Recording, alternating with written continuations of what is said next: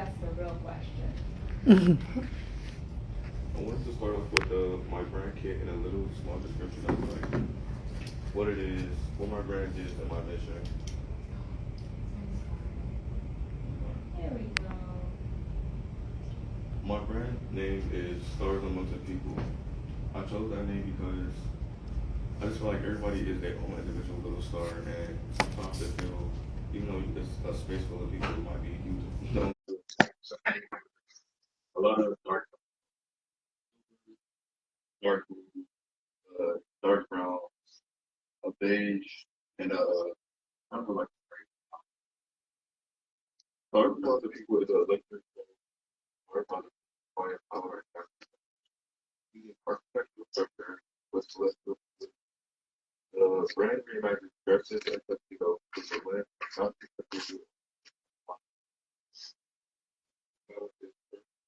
the strength and softness. The spirit and refinement design and individual make us move through the world like they belong to us. So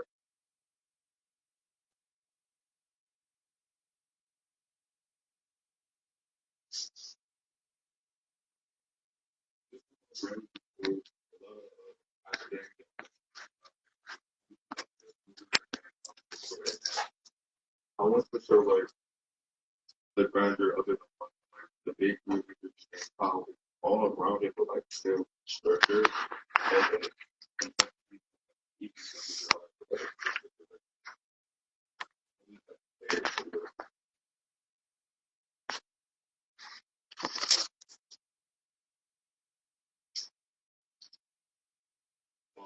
this is my target demographic. My target market was people like that one. Ages between 26 to 42. Urban-based profession, household income at like 90 to 180. Careers in public relationships like architecture, creative direction, art curation, I'm sorry, luxury events and fashion. My psychographic was discerning and necessity of team drawn to art. I think my brand and people who like my brand and people who, I don't want it to say buy anything, but they like to get a deeper look into, they don't just look stuff at surface value, they like to look deeper into the brand. And uh, the behavior I have and the behavioral is an event and statement for where the 10 down cultural gathering. They like traveling and inspired. They're inspired by like experiences and different cultures.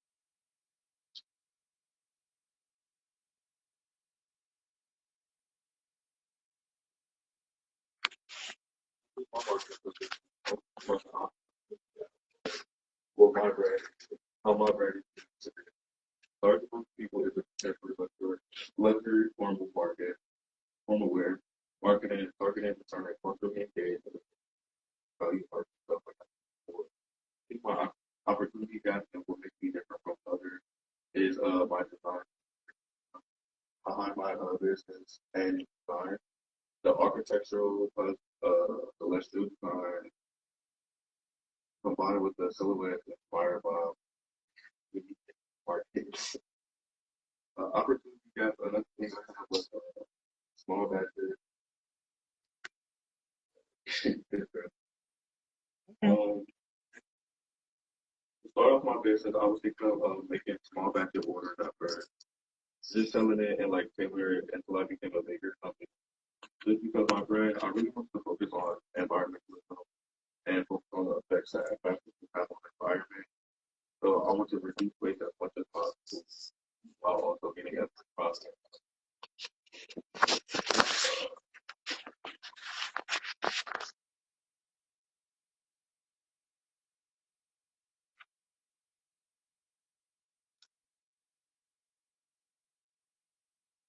My construction approach is each garment is developed with the architectural and incorporating additional structural techniques to achieve soft filter way. Construction methods include reinforced seamwork, precision panel, and placement of full lining and internal support elements such as bony interfacing, and tailored tuxedos utilizing shoulders and rough lines, finishing to ensure durability for women. Uh, this is how I'm going to make it.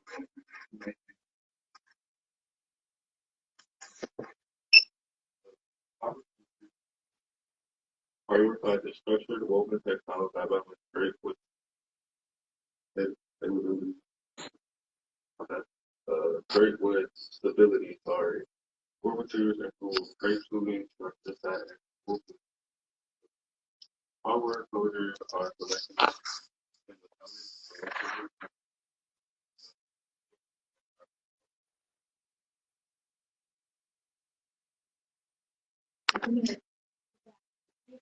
Put it into your own. Go ahead and maybe just have one foot there. Because I know what. And I think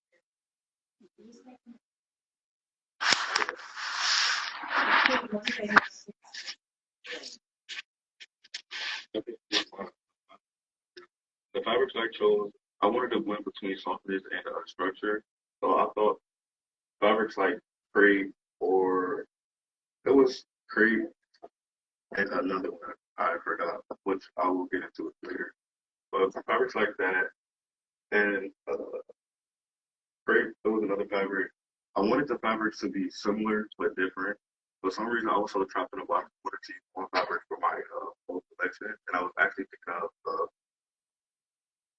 if you don't know what the fabric called. yeah, I don't remember where you It were was stuff. I'm sorry. Taffeta. I wanted to use Taffeta for the whole collection, but I went a different direction. I did some more research. I found different fabrics like crepe. Well, I just keep looking at names. I'm sorry, but we will get into that. Okay. But yeah, Just explain the why. why the texture? I already said it. I like the texture on them. I like the unison it brought to like the collection. So even though the fabrics are different, they're still like in the same category. And I wanted it to feel and look the same kind of. And they had like a good color balance.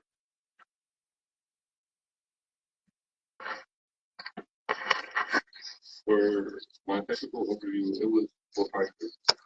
So I was selling dresses and well, mostly dresses from 0 to 12. I thought that would be like a wide enough spectrum for enough people to fit in, especially from starting to range. And I was expecting to sell dresses from like 800 to 2,500, depending on the complexity, tailoring, and finding it.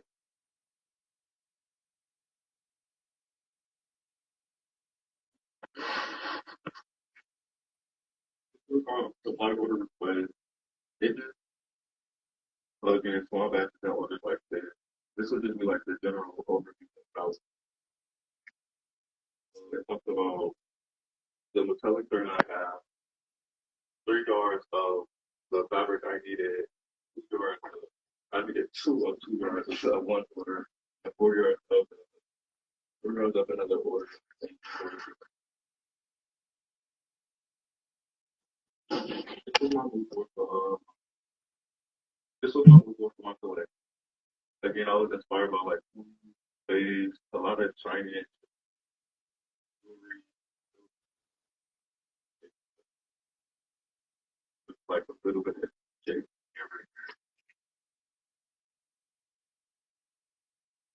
Some of my sketches before the one actually made.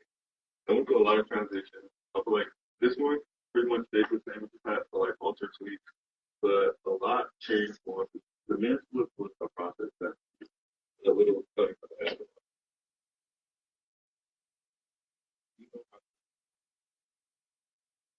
My first look, I will recolored June. It got a geometrical triangular shape in the middle that like kind of very front, and in the back it has just a long frame. The second look is I call it space style. I think I call it space style. It's a regular tux with just little twists to it. It has again the same style as the first dress, and the third one is like they gave. It has again cut out, but instead it's placed differently. And it's more of like a column dress. And it has silverware slash whatever. Silverware hanging from the bottom. Just to add to it.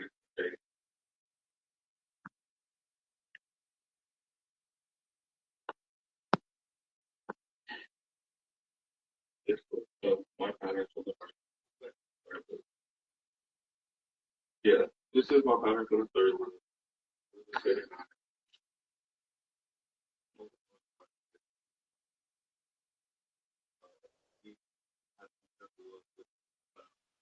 And again with the cards. And around the apex area starts to complicated. But my man was I really like play on form that you can have one and my girl was really taking my time. That was my top and first look back was again it was just a lot of construction in the dark. A lot of construction in the dark and just working with it how to make it very but also I like over the dark there.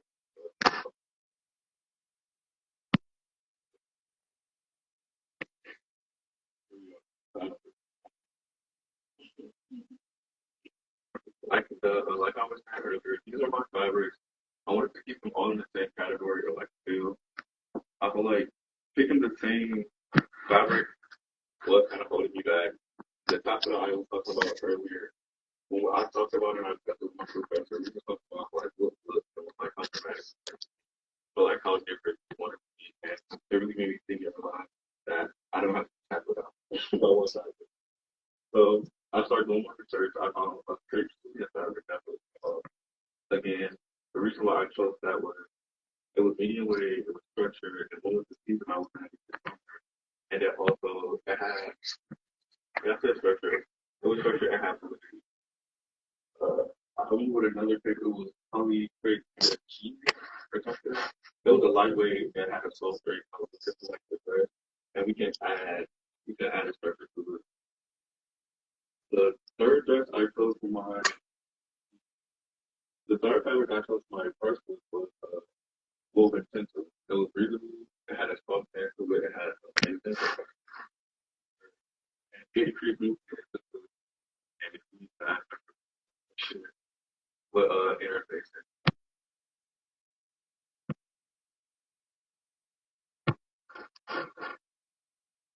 Again, these were kind of like my it was another production with small sizes. Small orders that I wanted to keep it exclusive but also have quality. So the prices are a bit higher. It's again made to easy to order. I know exactly what I need. And yeah.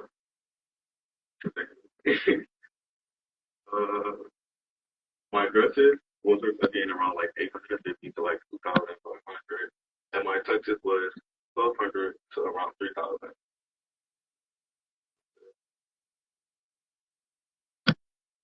This was my good day.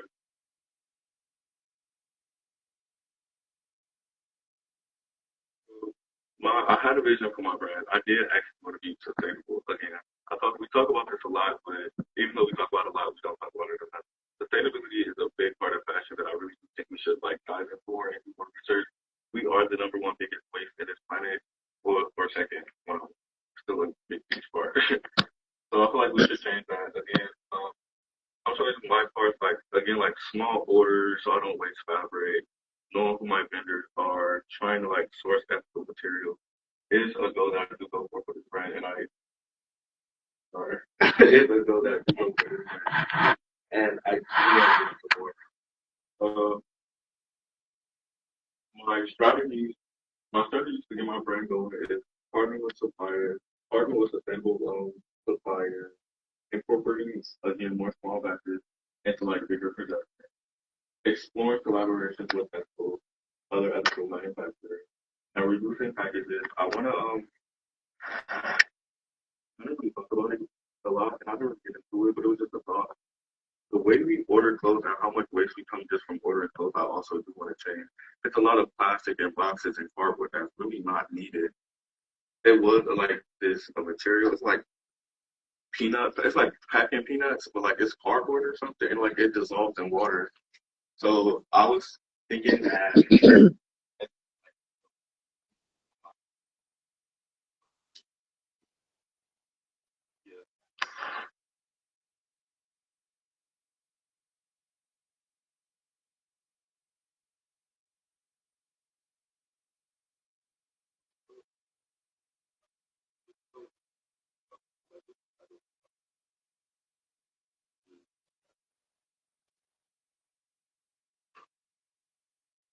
I come from inspiration behind my before. I talked about this earlier. Architectural, academia, and cathedralism. I love the dramatics of it all. Complexity of simplicity. Even though it looks simple, it goes a lot of work into it. It goes a lot of work into it. It's a lot of hidden work that nobody really sees, and it could be undervalued unless you actually take a look. So I was inspired by that. I feel like I want people to wear my clothes that's engaged in it. I want them to know the story. I want them to get into it. I want them to know it's the reason why they're wearing it, not throwing on it because they look good for them. I don't want to be a trend. I want to be a brand. The color move forward, I chose those colors because again, it represented space the most to me in like the moon. And I love the color. I love the feeling you get from that color palette. It's such a like calming. It's like a serenity, calming feel, but also just like a little bit of reflectiveness because it's liberated, I guess. I, I like that. That's really it. Fabric sourcing. I wanted durable fabric. Again, going into sustainability, I don't want my fabric to like rip or tear easily. So that was another reason I chose my fabric for the durability and like I want that high quality product for my.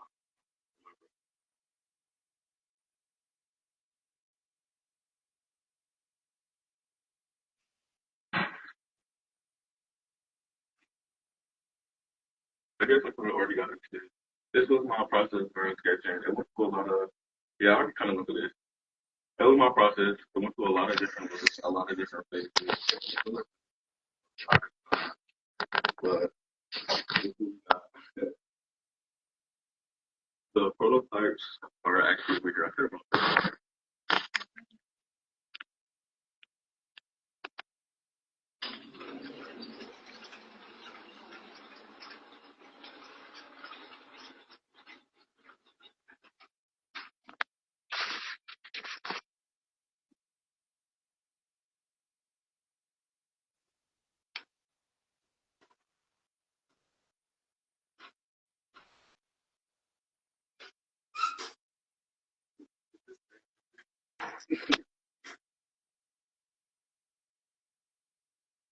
Like maybe collecting people photographs where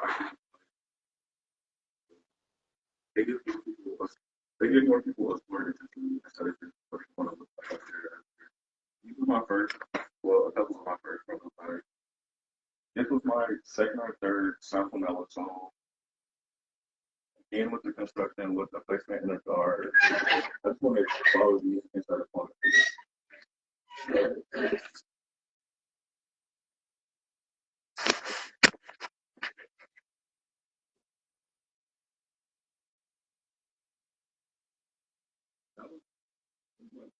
The final collection, was young from the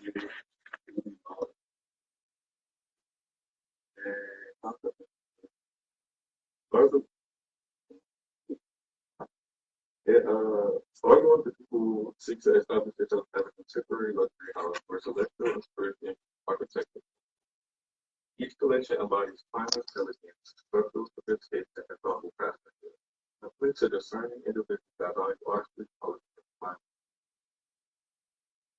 Looking forward to the brand, I expect to expand their formal wear offerings, including sculpture gowns tailored to seasonal statement pieces.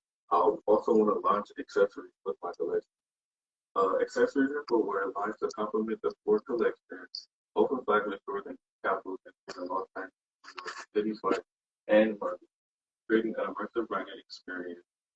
Also, integrate sustainable practices in sourcing, production, and packaging, and maintain a small batch made to order production to preserve exclusivity and luxury. Those are my things.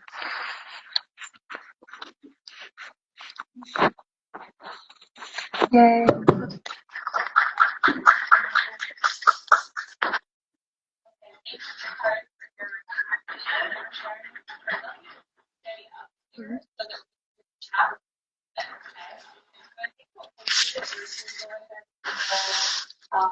Robin to give you a couple moments of feedback with each of us, and then we can dive in if there's any additional things you want to touch on. So let's start with those that are here in person first. Joe, you want to offer some feedback to Jakari, and then once we get through that, we'll hop on to the online. Good job. I know I haven't been here for the latter half of your program, so it's kind of cool to have seen you start and now kind of see how far you.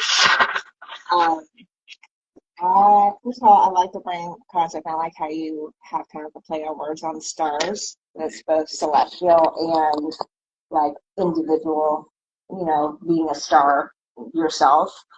And I like the tie in between the architecture, especially now, like seeing the samples, in addition to your sketches. I can tell just kind of looking at these, how you've kind of taken the time to play around with your blocks and not just go with like, a plain old bodice block, but I can tell you've kind of played around with dart placement and with the cutouts and everything. So I'm happy to see that you kind of gone beyond where your initial comfort level was, because I remember you during sewing class being like, I've never touched a machine before, and you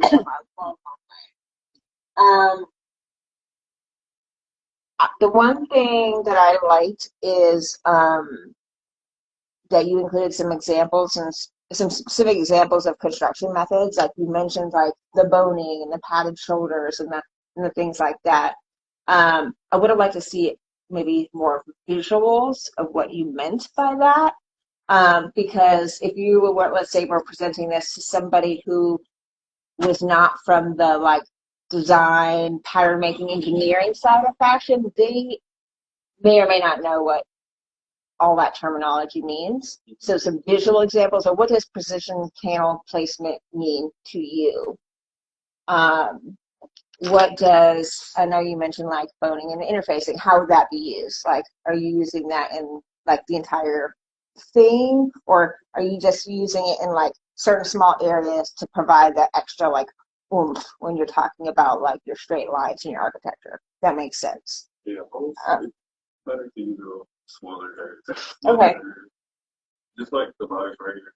I think especially with the material on shows, it'll be heavy, and with the fabric, they won't be able to support it. So I was planning on adding like boning and structure to the bodice part, and then just let the dress be. Okay. Yeah. And so also the shoulder pads figure as well. Okay. I would think about, so when you go to set up your table for the show, maybe including some of that, like if you're going to add any of this wording on your presentation board, maybe create like some tiny little samples of like what that means. What was the other thing?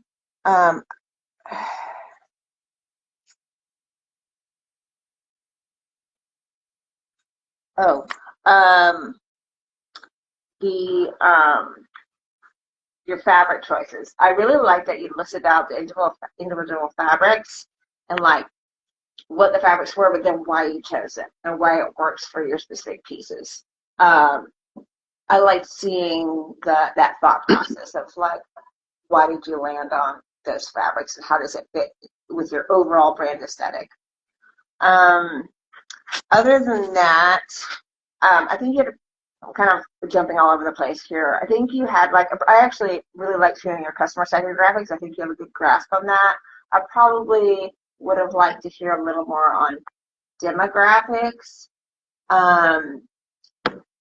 specifically around like household income and careers. Now, 90 to 180K probably is good for your price point, but from an overall target market, when you're talking about small pieces, high quality fabrics, your kind of mission around sustainability and ethics, and types of and where you're sourcing your fabrics from, that's going to drive your price point way beyond what you listed, which means your income levels probably would need to go up as well. I think you said 850 was your lower end, and that makes sense for that household income. But from scale, that's a very cheap dress. You can go to the mall and get something super cheap for around that for prom. So I would recommend eventually thinking about a much higher price point, which is also going to then affect your household income and potentially overall the age range as well. Because people that are making, I would recommend you're looking at people that are making 200 to 300K, if not more, which is probably going to put you more in that 30 to 40 range. So you're not too far off, but from pricing specifically, I would recommend that it be much higher than where you've got it right now. Other than that, there were a couple like minor spelling errors in your presentation, so I would think about that before show day if you're gonna display this at all. Just go in and tweak that. Delivery, I mean, you've come a long way. There was a little hesitant, and I could tell you were nervous, but remembering from where you started, you did a pretty good job. So.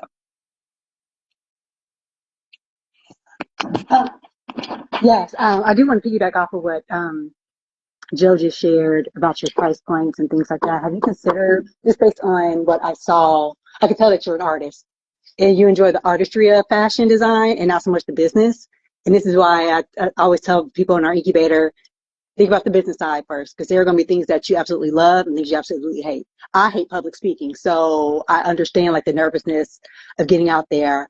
But I wanted to ask you, have you ever thought about just doing haute couture? Because I'm not seeing some of these pieces being mass produced, especially when you talk about the quality and you're concerned about sustainability. Even like the materials that you're using, think about natural fibers, things that will biodegrade quicker than more of a synthetic fabric. But when I was listening to you and how passionate you got about the artistry side of the industry, I can't see you allowing mass production to happen with your designs because you lose that control. You're going to have to do what the industry says you're going to have to do. And that's one of the big issues with, I almost say issues, it's a talking point with New York Fashion Week right now. You know, New York Fashion Week took place last week. There's a lot of pushback between the creativity of the industry versus production, and how much of the creativity you lose from going from the runway into having produced into what the stores are going to take and what's sellable and knowing your regions and your markets. So those things are very important, and I'm glad, and that's one of the reasons why I love what Hocking's doing. They teach the business as well, not just the show. I would recommend, again, I hate public speaking, having a few power slides instead of giving everything, kind of what Joe has shared already. Because when you weren't reading off the screen, when you were speaking from your heart, I mean, you saw the passion, and I was like, oh my gosh, this kid's going to be amazing when he gets it all together. But consider building your team. Like, who can you have? Like, I would have, when it comes to business, if you're not comfortable speaking on those things, I'm not a fake it till you make it kind of person, because I think when people fake it till they make it, they lose the opportunity to learn or to bring somebody in who can help them reach that goal. So next presentation you do, like this, I had this person, I've delegated this off to someone else, and then I'll have them speak on the business things. In general, you understand your target, who you're going to, again, considering price points. And yeah, that's one of the things that, with DeFi, we do full value chain from soil to recycling. So I love that. And just keep on remembering sustainability is not just a trend. It's literally from what materials you use, how it's produced, how it's shipped, how it's, are you using scraps from other leftovers and things like that. So it's a lot into it. Good job. All right, I don't have the technical expertise that you all do. I'm coming at you with just pure vibes. Just that. I absolutely love the collection. I love the focus on architecture. You like resonated with me so much because I love art history and architecture and all that stuff. So love the color palette, love the lines, love the fabric. I love the concept. And then you layered on my hippie side, like getting into the environmental responsibility and all the ethics of it. And so that all was phenomenal.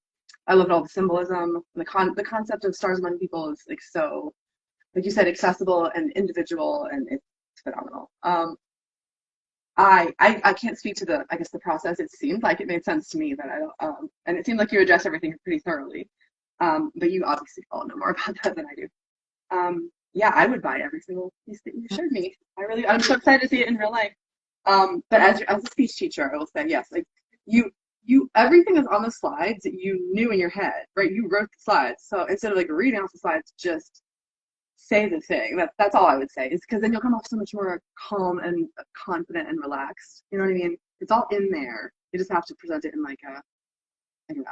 That's what I always tell my speech students. Like, don't write your whole thing out. Write one little bullet point that you can just like freestyle off of. You know, just riff off of it and just say what's in your head. So, I mean, but other than that, it was amazing. I wish I could buy your entire collection. Also, I'm just going to chime in